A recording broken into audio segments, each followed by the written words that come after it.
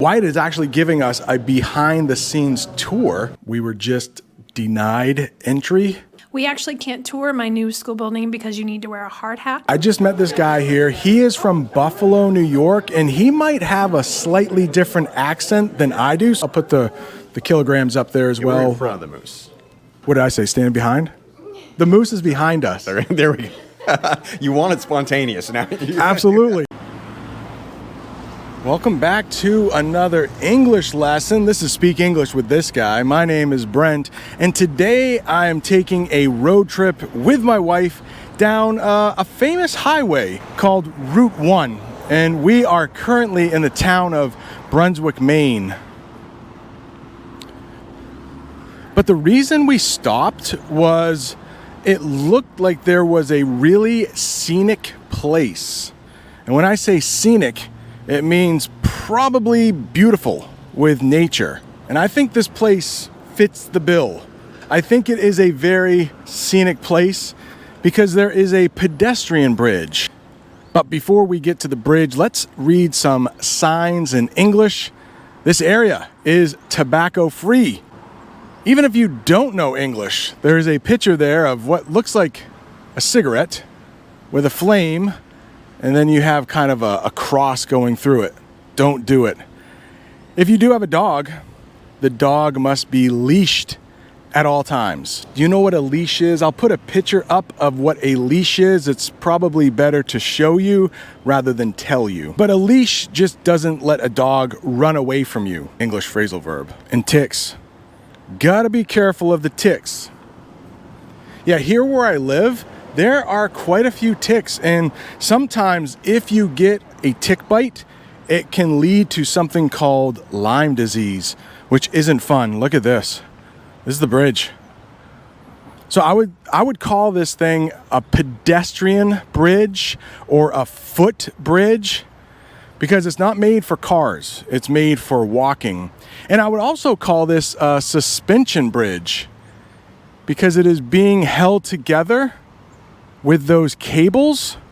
Yeah, I would call these things cables. So let's talk about the phrasal verb walk across. Right now, I am going to walk across this footbridge. Talk about scenic though, right? This bridge is over a river and it is really hot. Did I mention that yet? It is really hot, and whenever you get near a body of water like a river, it does cool down a little bit. So there's some English listening practice for you, a few English phrasal verbs there. Let's talk about a couple verbs. Rocking, swaying. As you walk across this bridge, it does sway a little bit. There is a little bit of movement back and forth, and I would say that this bridge, as I walk, it's swaying a little bit. Now, if I started jumping up and down, I really can't, but if there were a lot of people on here, or maybe there was a really strong breeze, we might say this bridge is rocking. Rocking is a little bit harder than swaying. Now, I want to teach you another verb, but we need to be careful with this one. But it is erected. Erected. So if you come to this bridge, you might see some signs that say this bridge was erected or built in 1892. On the other side, it said erected. And so that is just a fancy way to say built. So this bridge was erected in 1892, but there's also a noun, erection. I'm gonna let you look that one up for yourself. And like I said, it's really hot out today. We might say it's a scorcher. Do you know that term? A lot of native English speakers use that when it's hot out. It's a scorcher, but you cannot swim in this river. Fast moving and changing water levels. Stay away for your own safety. Well, we are not going to heed those warnings. Do you know that verb, heed? Now we're gonna try to get a little bit closer to the river. But I won't go swimming. I don't even have a bathing suit. I just have my dad's shoes and my dad's socks on. Yeah, pretty ugly, I know, but they are very comfortable.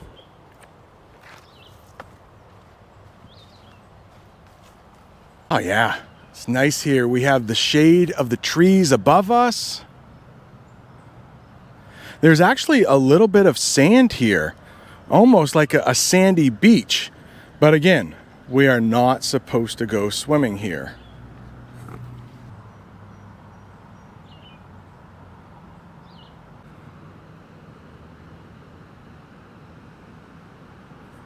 The next English word I would like to teach you is current. So you might hear current as an adjective, and that means like happening right now. So the current president of the United States, I am filming this in 2023, is a man called Joe Biden. So current might have something to do with time or up to date, you might hear. Currently, it is very hot out.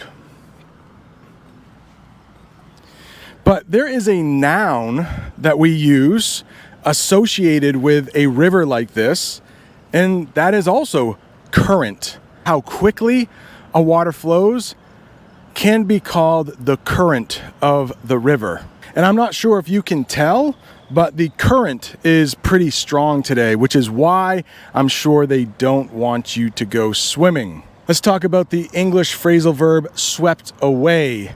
If I went swimming and I went to the middle of the river, I probably could be swept away, which means I would just start getting pushed down that way.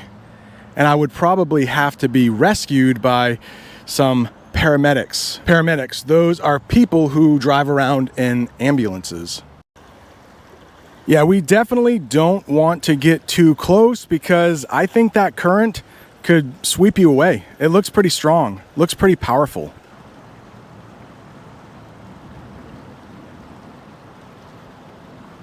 I'm now going to cross the bridge once again and hop in the car and go a little further down Route 1 to see what else is worth stopping at.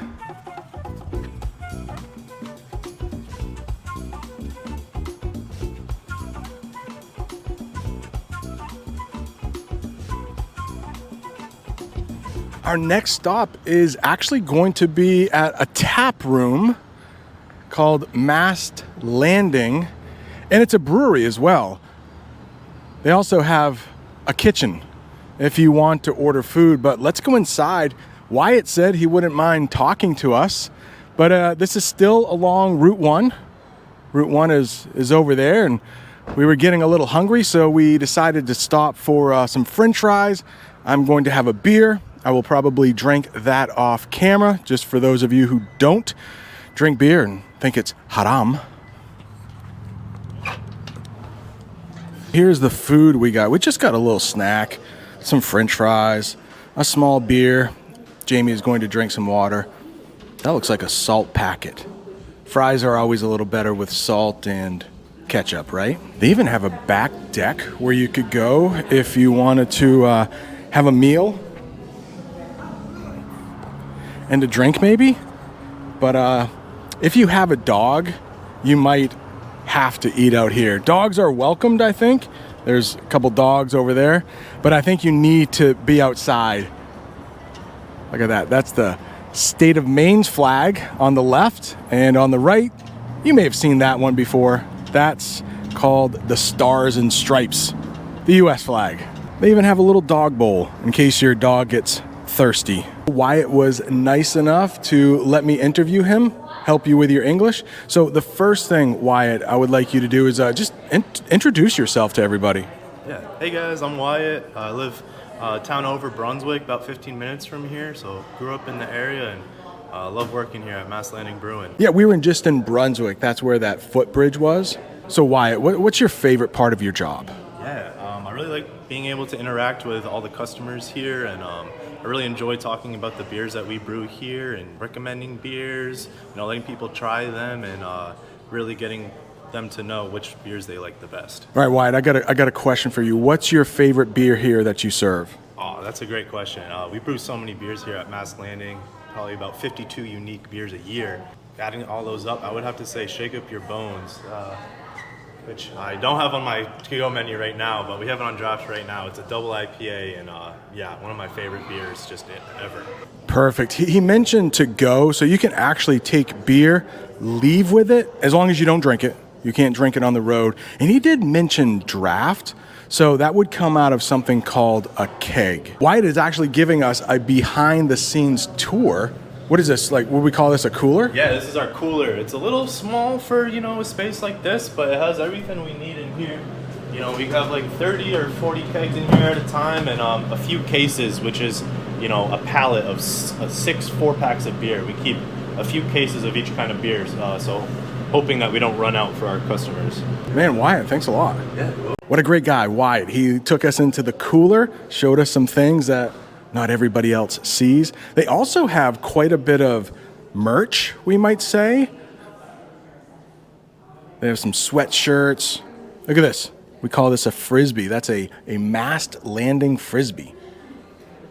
I think these are for frisbee golf. Have you ever heard of that? It's almost like golf, but you play it with a frisbee. Wait a second. This might be the smallest frisbee I've ever seen.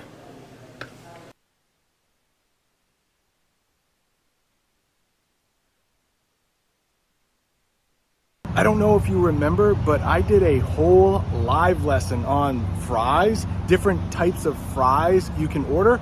And we ordered shoestring fries because they're thin, like a shoestring. All right, so we are going to get back into the car. I'm not sure where we will go next. Hopefully you're still watching. Maybe you will subscribe. Whew. It's still very hot out here, but I don't know where we are going to stop next. So there's a phrase that we use in English, and it goes something like this. We're just going with the flow today. We don't have any plans, just going with the flow. See what else we come to next down the road.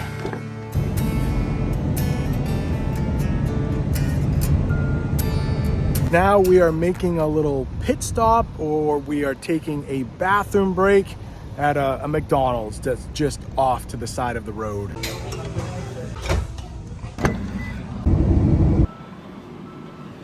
Okay, we took a little detour, and a detour means when you go a different way that you weren't expecting.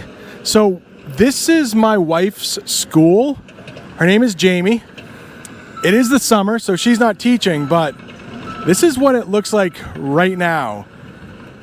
Behind there is Jamie's old school. There's a lot of heavy equipment operating around here. And over here is her new school. So for the next new school year, she will actually be in a new school. Look at this, porta potties. If you need to use the bathroom, there are plenty here. I'm not sure when her old school was built, but this is brand new. Nobody has ever gone to school here yet. It does look like they need to mow the lawn a little bit.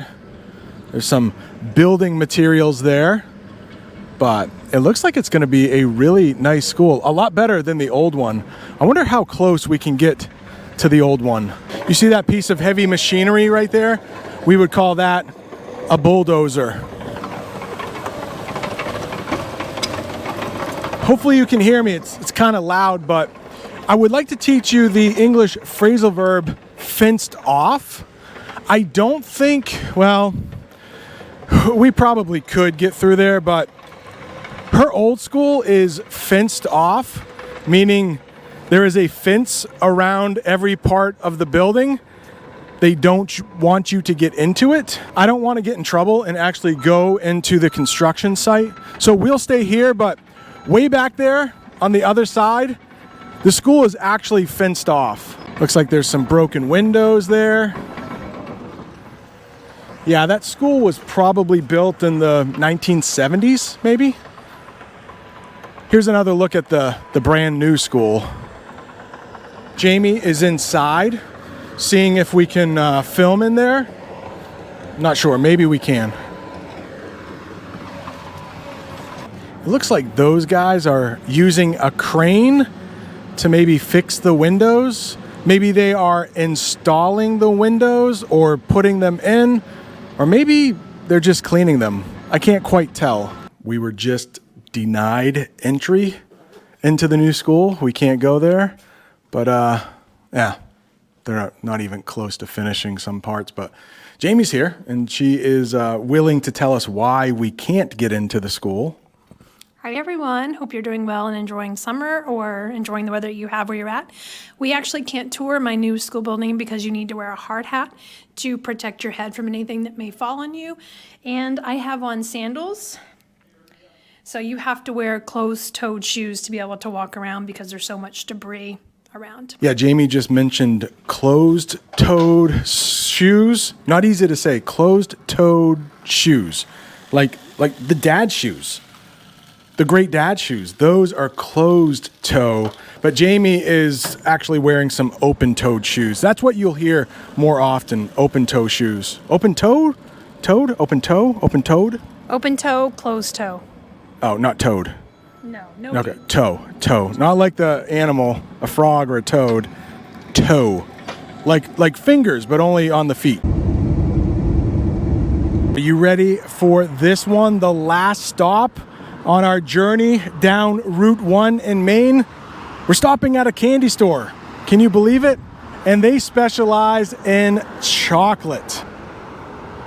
Here in the United States, we just celebrated the 4th of July, and they still have up something called bunting. You might see that a lot of places around the 4th of July. People will put up bunting that looks like the American flag.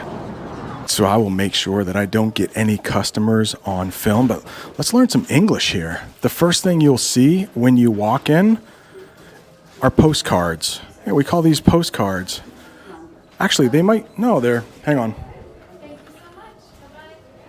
You can open them up. So no, these are greeting cards. We would say that those are greeting cards. Maybe people coming in to buy some chocolate as a gift. They might also need some greeting cards. And we have some coffee mugs here.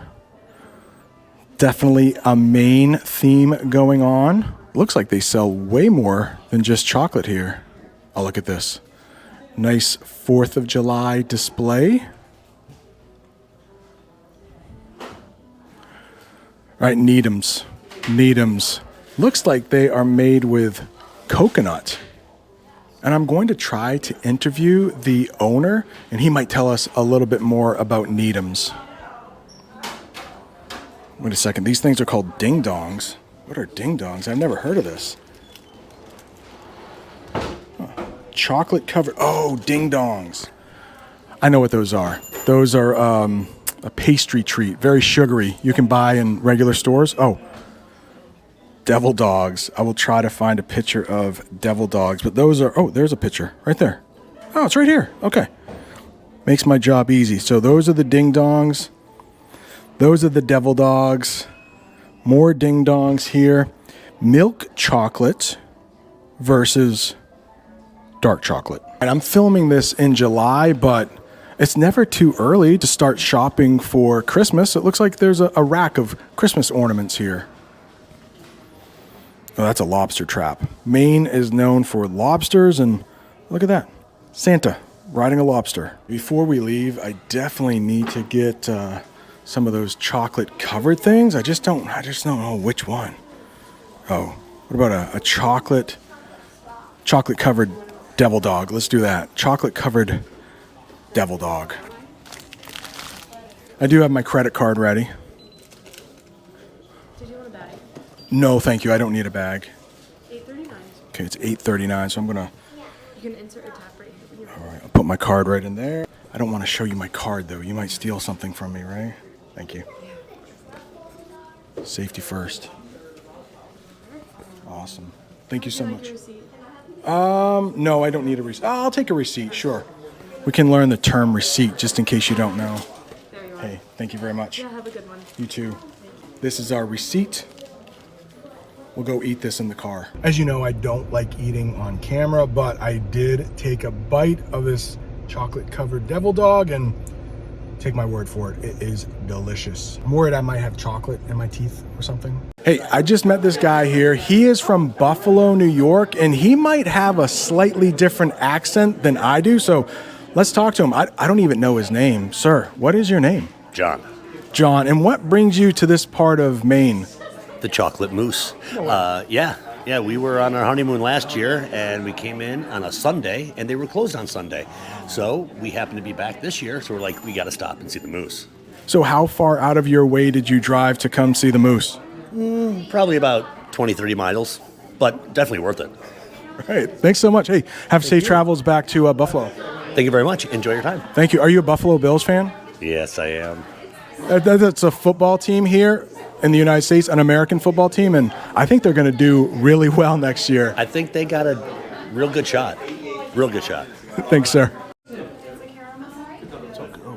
I like to get the spontaneous things with the mail carrier. We got all kinds of crazy things. You missed all kinds of fun stuff today. Oh, really? So, yeah, we had a bunch of. I'll get this in. I'll put this in somewhere. We had a bunch of religious sisters who visited us today, about 10, 12 religious sisters. The food inspector was here for his annual inspection, just stopping in. We had a bus stop by with about 30 some odd people get off, and this was pretty much all at the same time. So it was quite challenging. About how many customers do you have a day when you're really busy? Boy, when we're busy, that's a good question.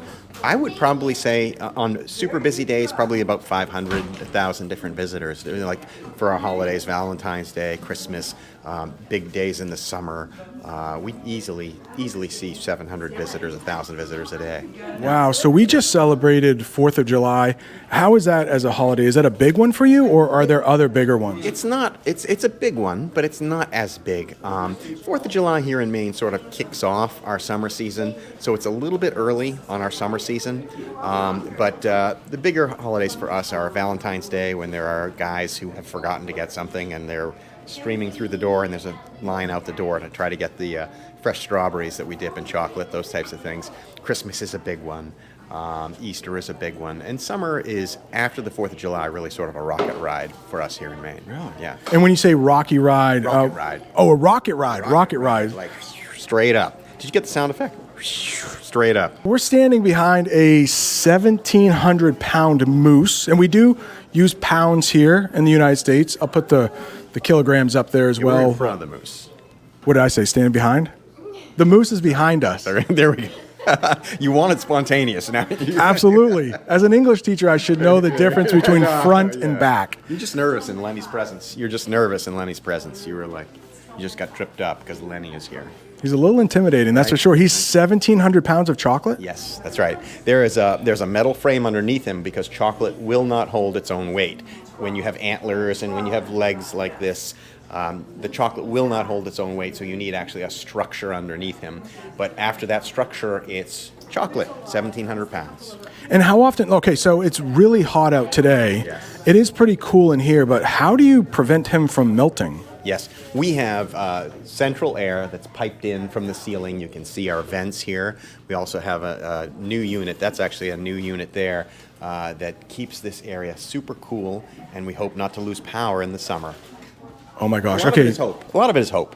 So if you lost power, do you have a generator? No. And how old is Lenny? How long has Lenny been standing there in back of us? Lenny is 26 years old. He's in his 26th year. Actually, July is his birth month, so almost exactly 26 years. And every several years, we scrape him down, and we put fresh tempered chocolate on him, and then we put some food-safe lacquer on top of that to keep him as shiny and fresh as we can. Okay, so you mentioned food-safe lacquer. Yes. If we would never do it, but if you wanted to eat Lenny, could you, and would it taste good? It would be terrible because chocolate, once it gets a certain age, A, loses all of its flavor, and B, becomes sort of chalky. And C, as I said, there's a lacquer on him it's food safe, but it doesn't taste good. Well, John, anything else you want to say about your store or about Lenny or anything? Well, we just had the Best of the 207 competition here in Maine, which is 207 is our area code for our phone. And so they did 70,000 votes for the state of Maine, and we came out number one candy No store way. in Maine. Yes, we're the top candy store in Maine, 70,000 votes. We're super proud of that. Thanks so much for watching. See you next time.